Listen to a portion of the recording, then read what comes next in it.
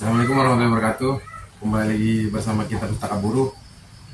Alhamdulillah ya, hari ini kita coba untuk review beberapa video yang viral di media sosial.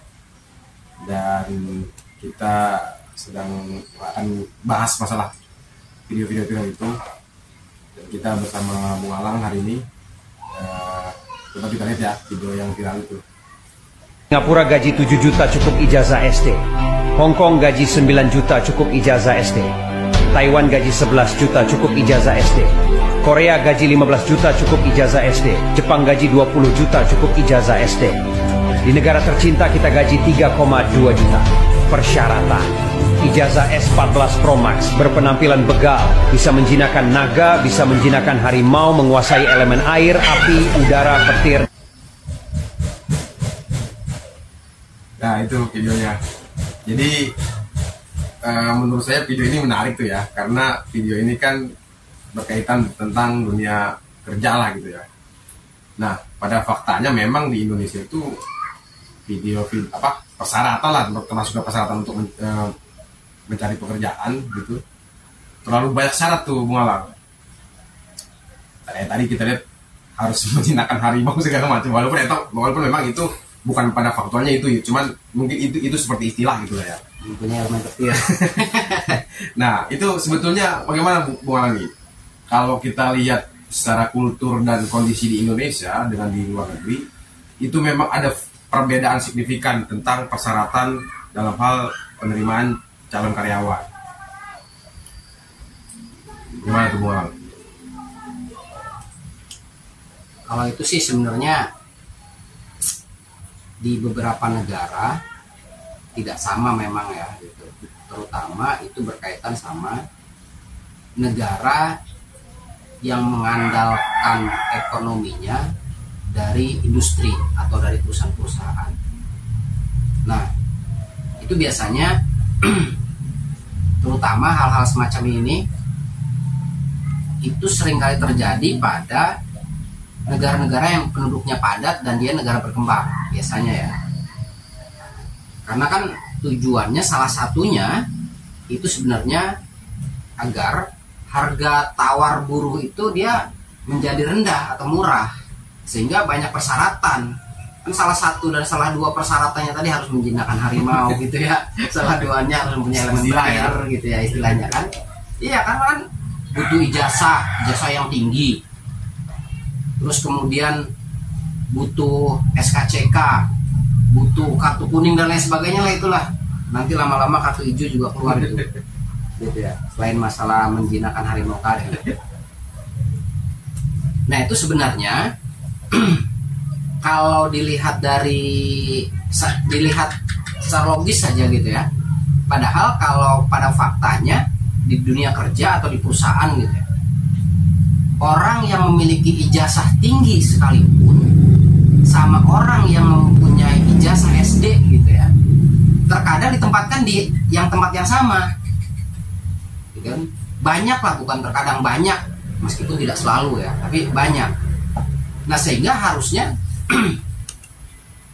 ijazah yang tinggi sama ijazah yang rendah itu tidak menjadi substansi harusnya gitu ya. Tidak, kecuali di tempat-tempat yang khusus gitu. Kalau di operator kan, kalau SD juga bisa, terus S2, S1 juga bisa, otomatis bahkan orang yang tidak lulus SD pun bisa, asalkan dia belajar dan diajari. Nah, sehingga gitu ya, punya skill gitu ya, intinya punya skill. Itu kan butuh belajar tuh. Nah, itu sebenarnya berkaitan sama itu sistem negara sih ya, sistem negara, apalagi di Indonesia gitu. Negara Indonesia ini kan sebagai representasi sebenarnya daripada negara kapital atau negara pengusaha gitu. Sehingga aturannya pun atau undang-undangnya pun kan sebenarnya yang membuat itu mayoritas pengusaha, sehingga dari kelas pekerja atau kaum-kaum minoritas, kaum-kaum termarginalkan, dia tidak ikut bagian, tidak ikut andil. Kalaupun ikut andil hanya diminta pendapat, tetapi pendapatnya tidak dimasukkan ke dalam aturan-aturan tersebut gitu ya. Nah, di negara yang penduduknya padat, terus di tengah situasi industrinya yang belum begitu banyak atau tidak begitu banyak, otomatis dia membutuhkan tenaga kerja, tetapi tidak berbanding lurus sama pengangguran ya, sama pengangguran di suatu negara tersebut, sehingga dibutuhkan syarat ABCD sampai dia harus mempunyai elemen petir tadi. Berbeda dengan contoh di Singapura tadi. Singapura penduduknya dia nggak terlalu padat. Dalam hal perindustrian di sana banyak gitu ya. Dalam hal perusahaan dan lain sebagainya itu banyak, sehingga itu berbanding lurus. Jadi dibutuhkannya tenaga kerja sama tenaga kerja yang ada itu tidak terlalu signifikan, sehingga syaratnya tidak terlalu rumit. Begitu juga di Jepang gitu ya. Berarti kepadatan penduduk di suatu negara itu mempengaruhi juga mempengaruhi persoalan kerja itu tadi. Mempengaruhi, itu sangat mempengaruhi sebenarnya. Tetapi memang di dalam negara yang kapitalistik atau negara-negara pemodal, memang dia pasti itu mencari negara yang penduduknya padat. Itu sudah pasti. Dan negara terbelakang atau negara berkembang lah, untuk memproduksi gitu ya. Iya. Karena kan membutuhkan banyak orang. Nah, artinya kalau kita kembali seperti kayak contoh Indonesia lah. Nah, Indonesia ini kan bisa nggak kita terapkan memang harus persyaratan yang banyak, atau memang nggak perlu persyaratan, yang penting dia bisa kerja gitu loh. Kalau logika kita sih sebenarnya bisa-bisa aja. Tadi kan udah dicontohin tuh. Saya yang sekolahnya SD aja nggak lulus, contoh sambung Andi yang sekolahnya yang S2 gitu. Di tempat kerja yang sama-sama di operator di suatu perusahaan, sama-sama bisa mengerjakan gitu ya. Iya. Di tempat sama-sama bisa mengerjakan. Oh iya ya. Artinya Dasarnya tuh bukan masalah persoalan jasa, tetapi bagaimana pembelajaran terhadap apa yang dia kerjakan atau skill yang akan didapatkan. Nah, kalau gitu kan bagaimana nanti yang baru lulus sekolah, baik itu SD, SMP, SMA, bahkan sampai perguruan tinggi. Kalau dia ditanyakan dulu pengalamannya, ya gimana? Orang dia baru lulus, terus ditanyakan dulu pengalaman kerjanya apa? Itu lucu tuh. Ya, orang baru lulus kok bingung jadinya. Kadang-kadang itu sempat pernah juga terjadi polemik ya, bukan polemik, jadi kayak jokes gitu ya. Jadi ketika seorang yang calon pekerja ini mau melamar, yang dia baru lulus katakanlah fresh graduate ya sekarang gitu ya. Jadi dia ditanya tuh pengalaman. Di sini harus punya pengalaman. Lalu ditanya balik soal si calon pekerja. Saya kan mau mencari pekerjaan supaya dapat pengalaman, gitu ya. Terus dibalikin lagi tuh. Iya, tapi kita butuh yang berpengalaman. Lalu bagaimana saya punya pengalaman kalau saya belum pernah kerja gitu loh. Itu kan jadi kayak seperti telur dulu ayam dulu gitu. Nah, jadi sebetulnya ya bagaimana peran negara nih kalau kita bicara, kalau memang di Indonesia itu persyaratannya sedemikian rupa banyaknya, lalu kemudian lowongan pekerjaan pun sulit gitu ya, pekerjaan susah, bagaimana harusnya peran negara nih secara inilah gitu ya. Karena kan kita nih penduduk Indonesia kan katakanlah 270 juta kan nggak mungkin pekerja semua ya. Kita katakanlah 30 atau 40%-nya itu yang siap kerja dan belum bekerja misalkan. Nah, itu harus bekerja tuh untuk menghidupi kehidupan dia sendiri ataupun menghidupi kehidupan dengan keluarganya gitu. Ditambah lagi dia memang mungkin katakanlah dia belum berpengalaman. Nah, peran negara yang katanya negara harus mensejahterakan rakyatnya itu seperti apa dengan persyaratan yang sedemikian rupa itu? Sebenarnya sih saya bilang, kalau negaranya tidak menghamba kepada modal, tetapi dia menghamba kepada rakyat, seharusnya itu bisa dilakukan gitu ya. Contoh gitu ya. Dipermudah saja, negara sangat bisa membuat aturan kepada perusahaan-perusahaan yang ada di negara Indonesia, tidak butuh syarat ijazah, minimal dia bisa baca tulis, kecuali untuk hal-hal yang tertentu gitu ya, untuk ahli gitu, tenaga ahli lah ya, tenaga ahli itu mungkin saja gitu ya. Tetapi kalaupun dibutuhkan tenaga ahli, negara juga harus mempersiapkan, harus bertanggung jawab terhadap skill yang akan dibutuhkan tersebut. Contoh dalam hal listrik gitu ya. negara harus mempersiapkan tentang apa ya, lebih ke lembaga apa gitu, tentang hal itu gitu. Menarik nih Mualang. Dan tidak harus S1 dan sebagainya, atau tidak harus perguruan tinggi. Oke. Nah, terkait yang tadi Mualang sampaikan, negara harus mempersiapkan contoh seperti lembaga gitu ya. Sekarang kan dari Undang Omnibus Law pun itu sudah ada tuh aturannya, Permen nomor 6 kalau nggak salah. Itu tentang pemagangan, dan itu dilakukan dari Balai Latihan Kerja BLK. Yang hari ini Balai Latihan Kerja itu masih banyak di mana-mana dan digunakan. Nah, itu gimana tuh? Sedangkan ya kalau kita bicara aturan di Permen nomor 6 itu tentang pemagangan, itu tidak digaji, tapi uang saku. Nah, kalau yang seperti Bung Alang sampaikan, negara harus bertanggung jawab untuk menyediakan lembaga segala macam seperti pelatihan kerja.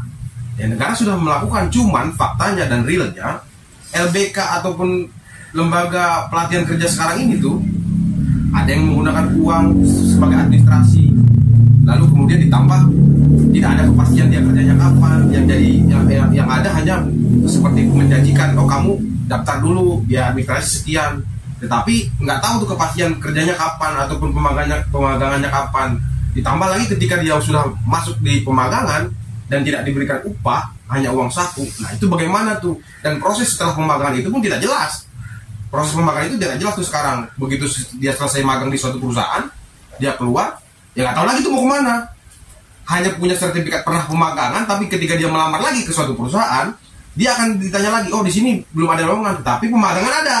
Masa iya dia magang lagi? Kan begitu. Nah, itu bagaimana tuh? Itu yang salah kaprah dalam hal aturan ya. Ya. Jadi kalaupun memang dibentuk lembaga, itu harus lembaga independen. Jadi lembaga independennya itu kan negara harus menyiapkan lembaga tersebut terpisah daripada perusahaan. Kalau sekarang kan orang untuk pelatihan kerja, tetapi dia di perusahaan tersebut, ya sehingga perusahaan memanfaatkan.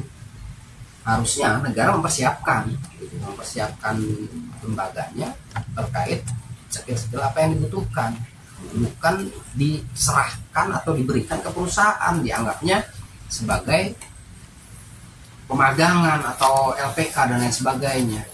Nah, kalau begitu perusahaan pasti akan manfaatkan, dia akan menggunakan magang dan seterusnya gitu ya. Harusnya terpisah, itu bukan perusahaan tetapi dipegang sama negara. Artinya terpisah dia. Secara pengelolaan juga negara gitu ya. Iya, harusnya kita perlu membuat lembaga independen sendiri seperti komisi atau bagaimana tuh? Memang itu bisa dilakukan gitu ya. Selain juga tentunya negara itu perlu juga bekerja sama dengan komunitas gitu, atau komunitas gitu. Nah, terus berkaitan sama LPK sekarang. Kalau LPK sekarang itu kan masuk ke perusahaan, magang setahun maksimal, udah masuknya juga bayar gitu. Itu udah menjadi rahasia umum lah ya, masuk bayar itu yang bahkan ada yang sampai puluhan juta, itu 23 juta, 15 juta, 10 juta gitu. Oh, kemarin sempat viral juga tuh ada video itu. Iya, di Karawang katanya bayar 10 juta. Iya, bukan hanya di Karawang, Tangerang, Bekasi banyak gitu ya. Tapi kalaupun sekarang ini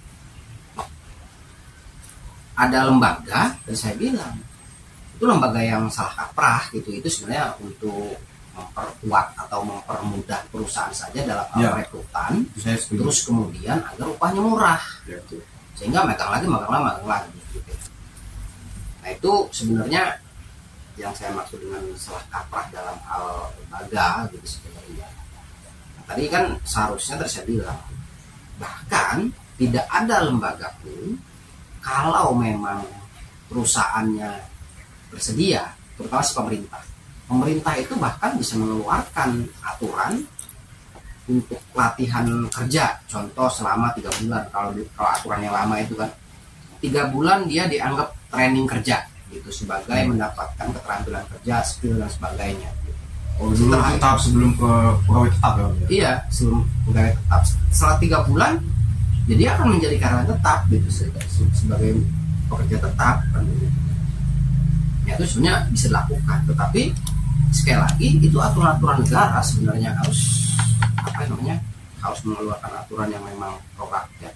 Ditambah sekarang ini kan memang khusus negara Indonesia, tapi bukan hanya Indonesia sih sebenarnya, mayoritas negara bahkan ini kental dengan korupsi sebenarnya. Karena dasar-dasar korupsinya itu sudah mendarah daging sejak dini kita diajarkan korupsi sebenarnya. Gitu. Sejak dini ada apa namanya, ada potensi untuk korupsi gitu ya. Selain itu, di setiap lini ada potensi korupsi, sejak dini kita diajarkan korupsi sebenarnya. Ya, sejak dini itu maksudnya gimana? Sejak kita baru lahir, bayi, kita suruh korupsi gitu. Contoh begini, mungkin ini juga bukan lagi menjadi rahasia ya. Iya. Seperti tidak dilatih tapi diajarkan gitu ya. Ya, contoh begini kan. Satu, remaja ketika membuat KTP, dia dipaksa untuk membayar pembuatan KTP. Entah itu RW, entah itu calo dan lain sebagainya. Dibayar. Tapi memang mungkin nggak sakit dia suruh bayar, tapi beberapa Pak RT atau biasanya begitu ya. Ada dari si pelaku sendiri. Kadang-kadang begitu juga kan. Ada yang dari apa sih namanya, calo, RT dan lain sebagainya itu ada yang minta 30.000, ayo gua kerjain. Nah itu sebenarnya praktek-praktek korupsi itu satu hal. Yang kedua, yang saya maksud sejak dini, sekolah. Coba nih, di sekolah kan. Nah itu gimana sekolah? Masa iya kita diajarkan korupsi? Kan nggak mungkin. Biar nilainya tinggi, Ya. ngasih buku. Biar nilainya tinggi, ngasih duit, ngasih apa. Oh masih ada praktek seperti itu sampai sekarang? Masih ada, terlepas sekarang sudah agak jarang ya. Tetapi sekitar 5-10 tahun yang lalu itu masih kental hal gitu. Hal semacam itu ada. Terus kemudian juga di lingkungan kita aja, lingkungan kita gitu, banyak sebenarnya praktek-praktek yang harus pakai duit dulu lah, pakai duit, uang kopi dan lain sebagainya. Itu kan praktek korupsi sebenarnya. Meskipun bahasanya tidak bahasa korupsi, tetapi kenyataannya itu adalah korupsi. Kalau artinya itu kan masuk ke budaya ya. Ini kita jadi melebar ya, nggak apa-apa kali ya. Jadi melebar nih. Ya, karena kan itu juga karena tadi saya bilang, karena sejak dini itu sudah diajarkan praktek korupsi, sehingga dalam hal dunia tenaga kerja pun itu sudah pasti masuk. Bahkan ke negara juga ya pasti. Karena diajarkan sejak dini praktek korupsi itu ya sulit memang untuk merantas korupsi. Bukan tidak bisa, tapi sulit. Sangat sulit. Sampai ke berpengaruh dalam hal penerimaan kerja gitu ya. Iya. Kalau tidak ada administrasinya ya kita tidak akan ditempatkan gitu kan ya.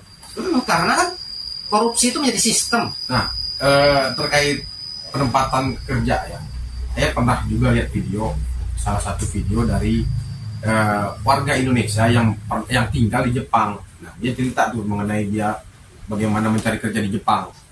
Nah waktu itu ketika dia sedang mencari pekerjaan gitu di Jepang. Nah, tapi dia mencari pekerjaan itu tidak secara online, tidak kesana kemari, tidak menuju ke perusahaannya langsung gitu, tetapi dia datang ke kantor desa kata dia. Setahu saya tuh saya lihat di videonya itu dia datang ke kantor desa.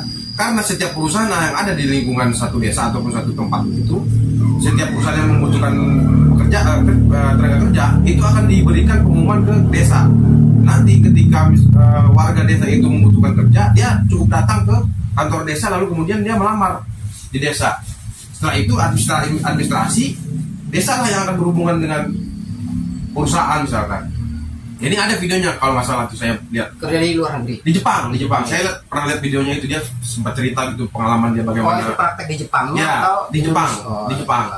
Nah artinya kan kalau dikatakan lebih dipermudah gitu kan kita bisa saja mengadopsi apa yang dilakukan Jepang kan. Cuman seperti yang tadi Muhammad bilang, kalau misalkan di Jepang itu kan berbeda kulturnya dengan Indonesia gitu ya. Tetapi memang kalau prakteknya itu lebih praktis bisa saja kita lakukan gitu. Nah di Indonesia itu yang belum ada praktek-praktek yang mempermudah kita untuk mencari pekerjaan seperti itu gitu. Sekarang kan ya kayak BLK segala macam, kita harus kesana magang dulu.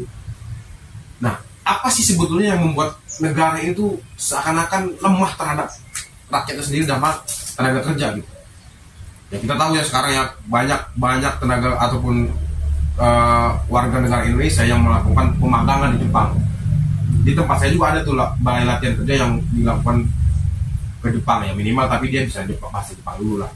Nah artinya kan kalau banyak peminat ke sana, artinya kan di Indonesia memang sulit untuk mencari pekerjaan. Sedangkan di luar negeri sana, kayak contoh di Jerman misalnya. Kalau di Jerman, kalau kawan-kawan lihat ya beberapa videonya siapa? yang viral itu waktu itu yang cewek yang di Jerman siapa? Yang siapa ya namanya itu, saya lupa itu. Nah dia itu kata dia bilang di Jerman itu lu nggak perlu ijazah, nggak perlu umur berapapun ya bisa kerja di Jerman katanya. Beda kalau makanya Indonesia selalu terbelakang kata dia. Susah majunya orang Indonesia karena kalau kerja itu harus begini. Beda dengan Jerman katanya. Di sini lu mau berumur berapapun bisa kerja, yang penting lu punya niat kerja kata dia gitu. Nah artinya kenapa tuh sekarang kan kita harusnya mengkoreksi juga diri kita sendiri di Indonesia. Kenapa sebegitu sulitnya bekerja di Indonesia gitu, dengan upah yang rendah, mencari pekerjaan yang susah. Nah ini bagaimana gitu kita melihat seperti ini, termasuk kita nih sebagai pekerja gitu ya, sebagai pekerja buruh lepas. Sekarang kan bagaimana, sulit gitu. Tadi sih dasarnya itu kalau itu makanya ya. Jadi pertama penduduk Indonesia terlalu banyak, tetapi masih mengandalkan dunia industri dalam hal pekerjaan. Tapi sebenarnya kan bisa menggunakan solusi-solusi lain, bahwa kerja di industri juga itu adalah salah satu. Tapi yang lainnya negara juga harus memberikan kerjaan-kerjaan gitu ya terhadap rakyatnya. Bentuk kerjaannya kan macam-macam hal gitu ya, bisa menggunakan UMKM kah, bisa menggunakan macam-macam hal pokoknya gitu ya. Kalau negaranya memang berpihak kepada rakyat dengan konsep kerakyatan, ya harusnya bisa gitu ya. Bukan malah menghadirkan investor asing gitu ya. Itu bagaimana? Apakah itu ada keterkaitan juga dengan menghadirkan investor asing lalu kemudian rakyat Indonesia sebagai pekerja di situ, atau kita yang memang membangun industri sendiri, tuan di rumah sendiri lalu kemudian kita ekspor gitu. Bagaimana nih? Bagusnya yang mana gitu? Investor masuk atau kita membangun industri sendiri gitu?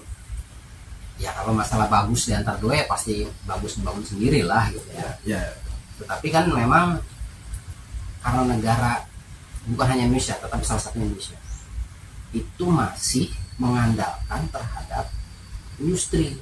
Jadi negara ini mengandalkan ekonominya selain pajak ya, dia mengandalkan mengandalkan industri, sehingga kepala masyarakat pun itu kerja itu ya pasti ke pabrik gitu ke sana. Padahal kan negara bisa membuat usaha-usaha kecil gitu, UMKM. Kalau bisa saja contoh begini, negara memfasilitasi di setiap desa untuk membangun usaha mandiri. Desa A, desa B, desa C, desa D, contoh ya. Itu bisa dari hulu sampai hilir. Contoh, desa A, dia kalau berbicara tentang tekstil ya, desa A, dia bisa mengerjakan pengintalan benangnya. Desa B, dia bisa membuat kain. Desa C, dia membuat pakaian jadi, dan seterusnya. Pokoknya dari hulu sampai hilir itu sebenarnya bisa dipegang harusnya ya. Kalau begitu sebenarnya bisa lebih bagus itu industri sendiri. Tetapi ini juga berkaitan sama perjanjian internasional sebenarnya. Iya. Kita sudah terutama dengan Bank Dunia sampai kita di intervensi begitu. Iya. Oke. Berat juga di sana. Mungkin itu aja sedikit obrolan kita tentang masalah persyaratan kerja di Indonesia. Ya lucu sih ya, di negeri sendiri kita terlalu banyak persyaratan ini itu. Mungkin cukup ya untuk video hari ini. Terima kasih. Salam solidaritas, salam perjuangan.